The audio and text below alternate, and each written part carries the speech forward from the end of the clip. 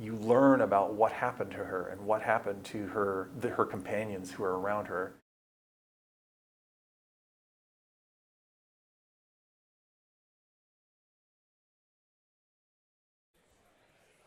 Hey everyone, welcome back to The Descent. We are here on D&D Beyond, and we are going to take another look at the magic that has been brought into play here at The Descent. And two of the magicians who made it all possible. I've got Jackie and Sean here from Sunweaver Collective, and you guys have been dressing all the members of our experience here at The Descent, as well as friends, family. I've seen so many incredible and beautiful costumes here.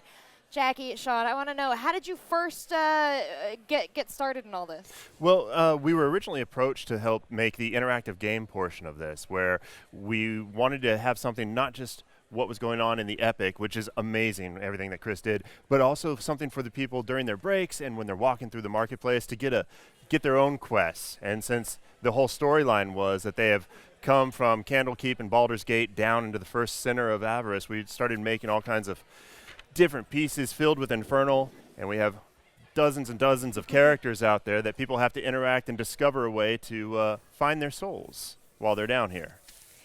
Are these the clues? These are, some of them are. Some of them are. Some of them are red herrings. I guess we could say now some of these are also red herrings. Oh. Some of these won't help you at all. Yep. But Can you read Infernal? I took it in college like a year and a half, but it really didn't stick. Yeah, I mean, the accent in Avernus is a little different, too. So if you have that as one of your stats, you can't quite translate. Remind me of it, the accent in Avernus. Yeah, it's very similar to Sean. It's sort of like a Carolina accent, but sped up with a little bit of devilish intent. Can you say, "Can I have a cheeseburger" in Avernus accent? You know, I can't. I'd have to get one of our translators to do that. It was a challenge. I didn't set you up for. I'm so sorry. It was a good one. So all the players, as they walk in, they have some of the heroes of Baldur's Gate giving them a map that they have to go and hunt down seals for. And at the end of it, if they get 5 seals, they're able to get their soul coins back, which are these wonderful things that D&D made. And I notice both of you are in possession of your soul coins. It's true. Have you not been challenged?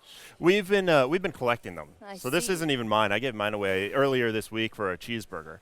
So your soul is out there. It's out there. Changing hands. That's right. And you've got 5 or 6 others. Christopher and Mary and Jacob. This one might be Greg and Tito's. Tanya. What are you doing? I think this belongs to someone named Amy. I'm not sure. Oh. Yeah. You've all been exceptionally cavalier with souls and treating them as a currency throughout this experience. How did you even design this? How did you? Who writes Infernal on your staff? Is really my question. We have an amazing team. Chris and the D&D team shared with us what they were doing a few months ago, and as we started looking at it with the Mad Max edge that we have, you've seen the Infernal vehicles that we brought in as part of the set, and we came together and built what we thought was a very compelling quest that people could walk away with these rare pieces at the end of it that they can either hang on their wall or trade to demons or trade soul coins for cheeseburgers. I mean, that seems to be the way to go on the first level of hell. That's why they put the food trucks out front. That's exactly You're why. looking for soul coins. Yep. Stick with them. I mean, that's how I got my vegan burrito earlier, is with one of these. So yeah, but we also, everything's made on parchments and things like that, so it feels really good and it has a nice texture to it. Yeah. And I want to talk to you too, Jackie. I've been seeing you handling the costume people here, and what I have to say is they make this whole event feel so alive. I mean, you walk into the Descent, you see those hell vehicles, you feel like you're in Avernus. Yeah, it's been really great. We have about 45 performers and cosplayers all together, and they've really all dived in and really enjoyed creating songs and games. You know, we give them some instructions and some guidelines for the world and say, go play, go have fun, go play with the patrons, make it hard for them to get their soul coins back, make it hard for them to get the stamps. And I just walked by a karaoke session by the cars for people trying to pledge their allegiance to Mad Maggie. Oh, yeah. And it's been great. It's been great fun watching what happened and what they've done with it once we let it go. Yeah, we actually had Balthazar up here. He's running the dice challenge, the gambling for a coin. Mm-hmm. Yes, the wizard. He's had some very interesting encounters. The players have done some very interesting things with the experience you designed.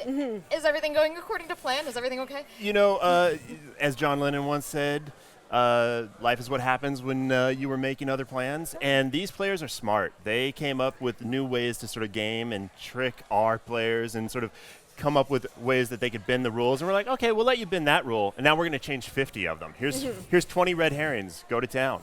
And that's been very frustrating for them and really satisfying for us.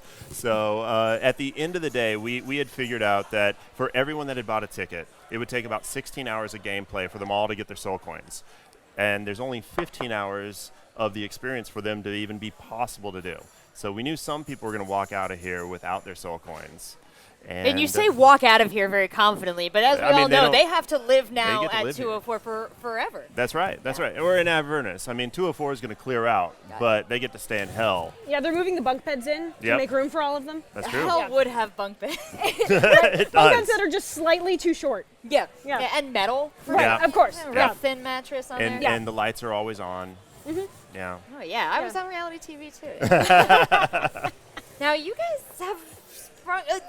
This is such a deep game. You talked about 16 hours of gameplay. You know, when did you start imagining this, and how did you do this? I think we were approached in January Yeah. about this, and we were sort of read into what the next chapters hold for the upcoming releases. And as we started putting it together, we were like, okay, well, let's mix this up. We have a lot of experience in doing interactive events. We've been doing one for about 20 years called the Labyrinth Masquerade, where we have hundreds of performers, and we're all doing interactive storytelling. And this gave us a chance to do it in a much more structured way and to use the amazing stories that D&D has to offer, especially with Avernus and all the things that Chris Lindsay has put together for his epic. It's been amazing.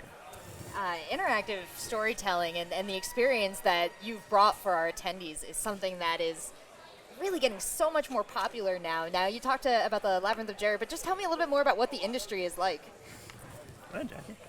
Well, basically, with the Labyrinth Masquerade that we do, there's a lot of people in LA that are very creative just because of where we are. And so Labyrinth ends up being this game and this show where everyone takes time off to create a new world for themselves.